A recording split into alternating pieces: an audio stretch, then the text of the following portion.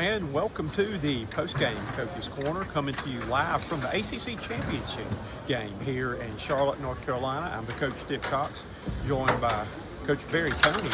Well, Coach Toney, coming in up the road from Spartanburg, South Carolina tonight, I really felt like that maybe today's game had the potential to be a blowout. But I tell you what, we saw a heck of a college basketball game tonight between Duke and Louisville in the championship. And the superior talent of Duke was just able to take over late in the second half. Hey, you're right there, Coach. It seemed to me like first half Louisville, they were still carrying over from last time, and that second half, like several Duke games, Duke really seemed to really come in and start making adjustments and playing in that second half. At halftime, I think I was sharing with you that Louisville shot 52% from the floor in the first half, and they took a 5-point lead in the locker room.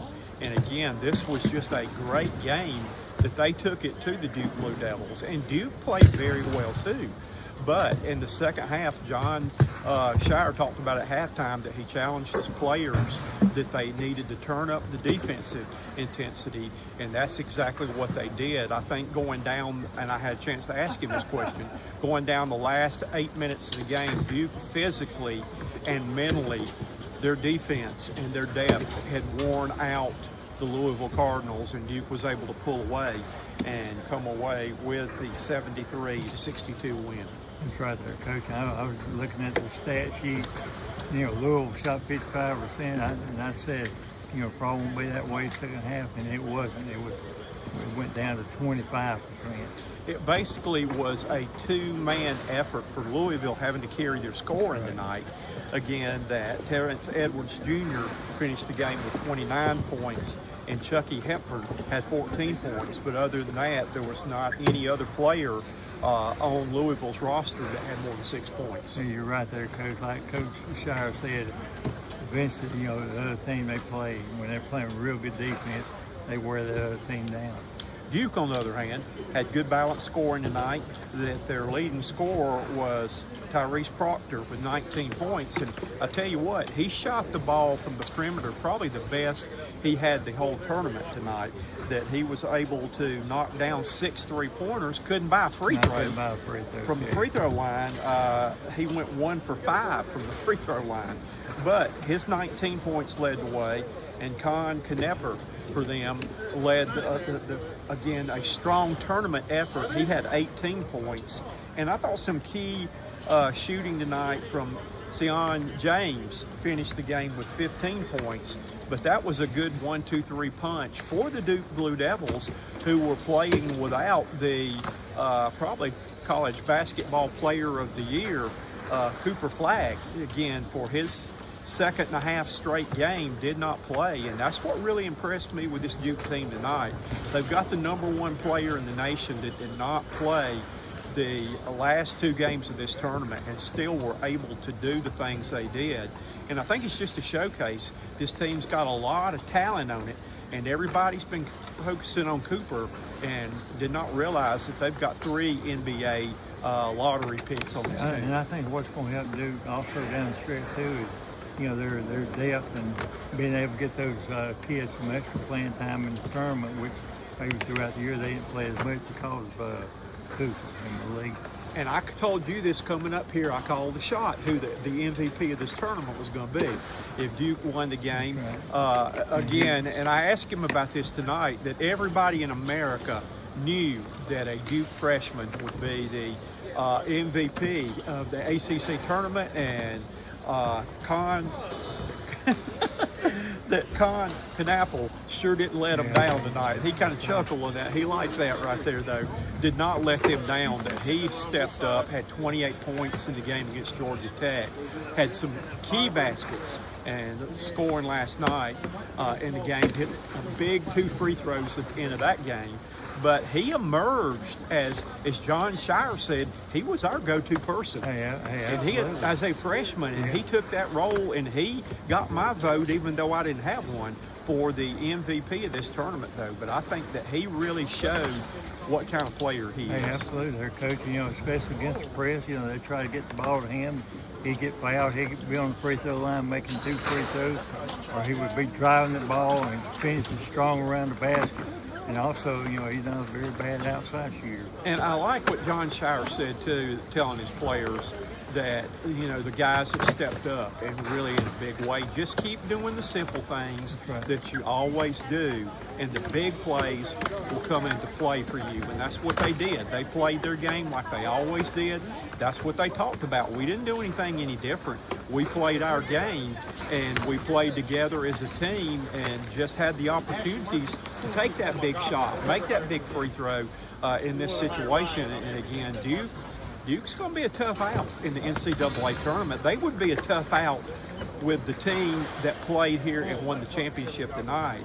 And if they do get Cooper Flagg back, which John Shire's anticipating, he'll be coming back. They look like a team that is poised to win the championship game this year, and would be my favorite right now to pick to win this thing. I agree with you there, Coach. But it's going to be interesting to see, because tomorrow night we'll find out where they'll be going to. Another great job here in Charlotte being done by the ACC staff putting on a tournament. We enjoyed coming over here, though, and again, just a great atmosphere tonight that the Duke fans turned out, the Louisville fans turned out, and Coach Toney, it got really, really loud in here at times. It did. I enjoyed that. The louder, the better.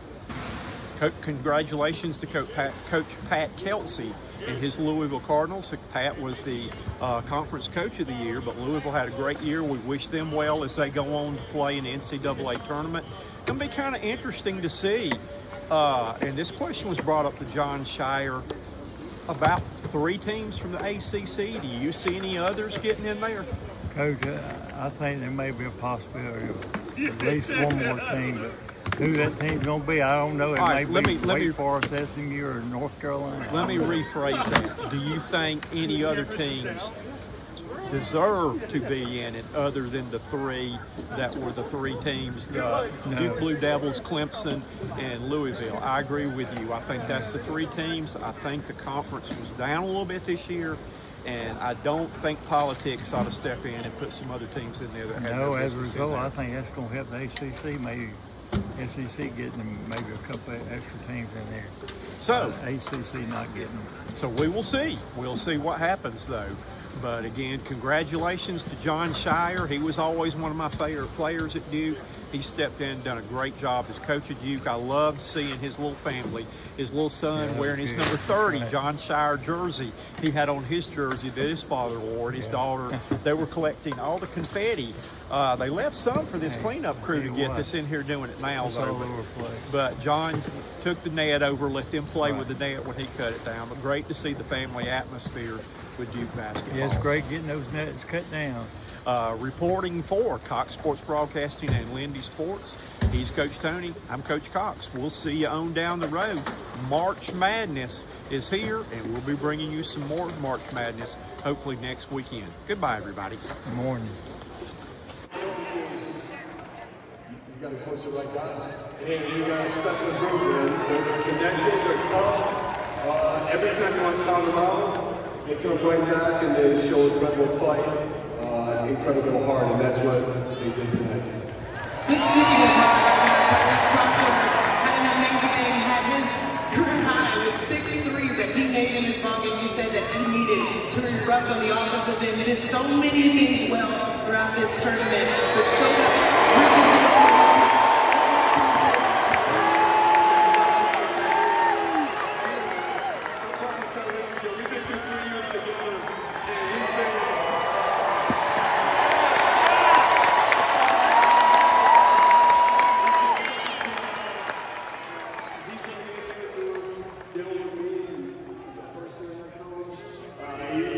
He's been, just like through the 3 years, he's been more than what we've done. And for him to step up tonight, he's been playing great defense. The shots haven't been falling. We knew it was only a matter of time because he's a great shooter, he's a killer, and a great competitor.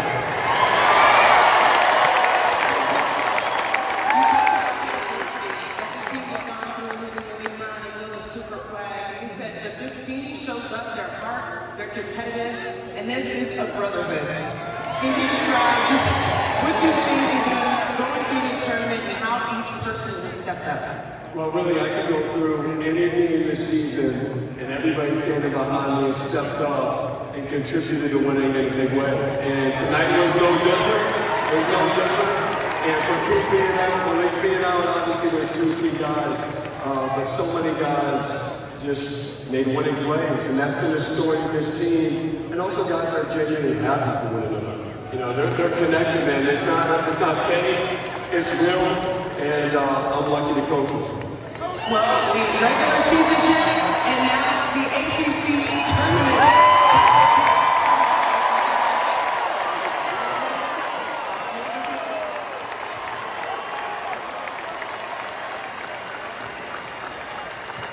It's now time to announce the most valuable player of the 2025 T-Lowers ACC Men's Basketball Tournament based on his outstanding performance.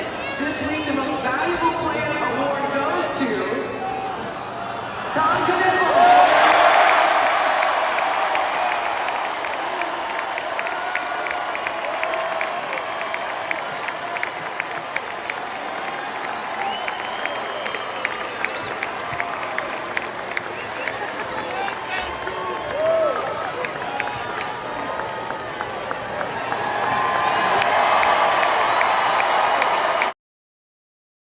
As far as for you and what you've been through this season, what does it feel like to hold this award knowing you've done so much for this team? Yeah, it's super awesome. I won't be here without my guys that have played super hard with me, and we'll keep fighting. It was really awesome to see the freshman class. Like Coach said, they're no longer freshmen, they are juniors, they are seniors because of how connected, how the chemistry has been. You talk about this brotherhood behind you, how you got to this point as the #1 overall team in the nation.